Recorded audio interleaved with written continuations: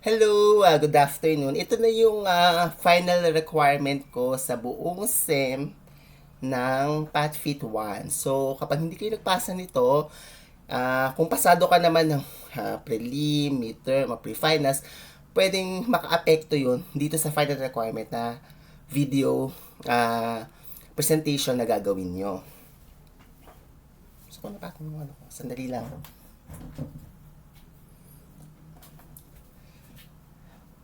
Okay. So, ulitin ko ha, ang ano natin ay, actually, ang pinaka-main talaga natin na requirement is yung movement training.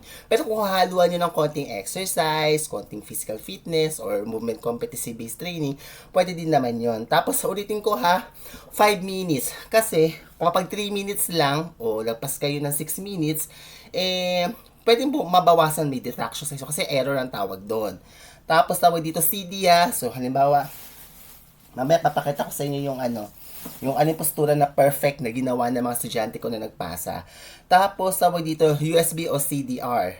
Tapos, venue, gym, court, kung gagamit kayo ng classroom, humingi kayo ng permission sa admin, sa dean, or kung sino man, o chair nyo sa course nyo, para payagan kayo gumamit ng classroom. Ganon din kung lalabas kayo kung sa bahay nyo gagawin, o sa Neapolitan ba yun, so yun. So, magpaalam ka kailangan may permission, may letter.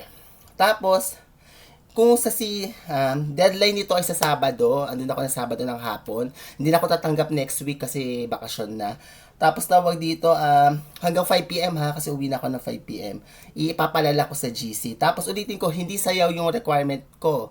So, is movement training, physical fitness, o movement competency-based training. Tapos may mga nagpasa na ito yung mga best sa postura. So, katulad nito, maganda, naka-USB. So, maganda yung packaging na ginawa nila. Pero syempre, ipapanood pa din natin kung maganda yung kanilang performance o yung kanilang movement training na ginawa. So, ito din sa CD. So, nakalagay yung mga pangalan. So, yun yung ito yung magandang sample na ginawa nila na pagpasa. So, sana ganun din yung gagawin nyo. Tapos, tawag dito ha,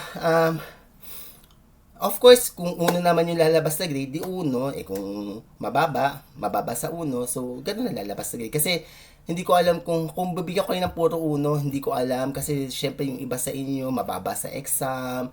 Yung iba sa inyo, hindi naman pumapasok. So, ganun yun. So, ang final basis ko ng grade ay yung exercise, yung attendance nyo, tsaka yung final requirement nyo na video. So, yun lamang ho. So, paalam, Merry Christmas, mahal na mahal ko kayo. So, see you, antayin nyo yung grade nyo. So, binabati ko na kayo. So, yun yun. So, papasa karamihan. So, maraming salamat, mahal na mahal ko kayo.